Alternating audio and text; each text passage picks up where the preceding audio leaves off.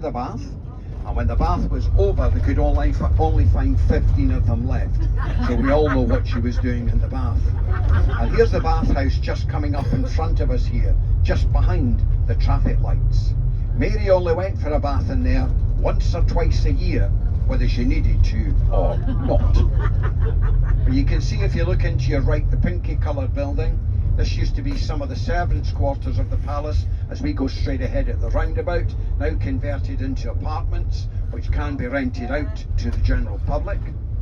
Looking down the opening to your left, this is Abbey Strand, and if you look down there to your left hand side, you'll see the historical apartments of the palace. There they are there on the left, and to the left of that, the square tower of the Abbey.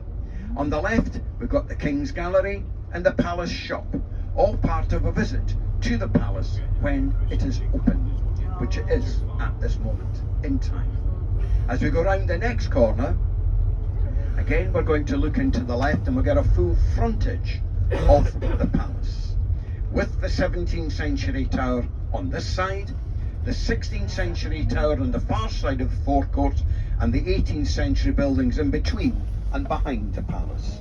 There's the palace on the left, the King's official home in Scotland. That's it there on the left hand side. In behind the fencing here, we've also got the Royal Gardens, where the King holds his garden parties when he's here in Edinburgh. At this roundabout, we're going to turn to come back out of here again. You can now see Salisbury Crags looming up in front of you, and if you look off to your left, you'll see the people making their way up the pathway as they make their way to the top of Arthur's Seat. And that's looking up to the left. It must be still summer because the ice cream van's still there. Please, back that way, back. As you travel back round this way, ladies and gentlemen, you're going to see coming up on your left, when we get along the road a little bit, the site of the Scottish Parliament. This should have cost £40 million, but it went slightly over to £414 million. Now, many people tell me they think the building's ugly. Well, I must admit I do agree with them. And what the things on the side of it are, I do not know. They look like hairdryers to me. And you'll see this if you go round the corner. There they are coming into view now. That's it there, the hairdryers of the Parliament. And as you go back round the corner here, we're going to swing round to the right. You're going to see a big canopy coming up on your left. And just above the canopy, you'll see all the lights on in the hall. That's the debating chambers. Today is First Minister's question time. And this is when he gets himself in a little tiz when he's asked about various questions from the various MPs, or MSPs as they're known today. But that's the site of the Scottish Parliament. An MSP, as we bear up to the left, is a member of the Scottish Parliament.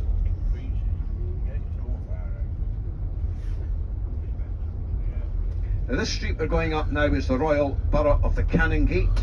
Canongate means Canon's Way or Canon's Walk, and it was up and down here that the canons from Holyrood Abbey made their way up into the city.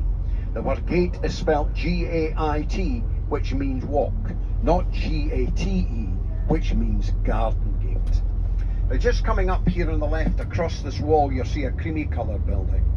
That creamy coloured building is Queensberry House. And this was the former home of the Marquesses of Queensberry. And the third Marquess of Queensberry was the man that gave us our rules for boxing, which in fact are still in use today. Queensberry House was built in 1660 and is now a library and offices for the MSPs. That's the members of the Scottish Parliament. One of our small primary schools here on the left. Could have done that. And this is where the children start off their education here in the city. And this is run by the City Council, and it's Milton House Public School, also known as the Royal Mile Primary School. And that's it there on the left hand side. Now you'll see the sign just up here on the right, the street sign, Canongate, is spelled G-A-T-E on that sign, the wrong spelling. Now we're going to pull up beside this mustardy coloured building just on this side of it. And as we stop up here, if you look into your right hand side, you will see the church known as the Canongate Church. This was built in 1688, and it was built by James VII of Scotland, who wanted to take over the Abbey of Holyrood as a chapel royal. But rather than throw the congregation out and give them nowhere to worship, he built them this church here in Edinburgh. And it's to this church that the royals go for Sunday service. Also in the corner here to the right front, with the clock tower, we've got the Canongate toll booth. At one time a prison, council chamber, courthouse and tax office. Now a very fine museum building, with the People's Story on show inside the building.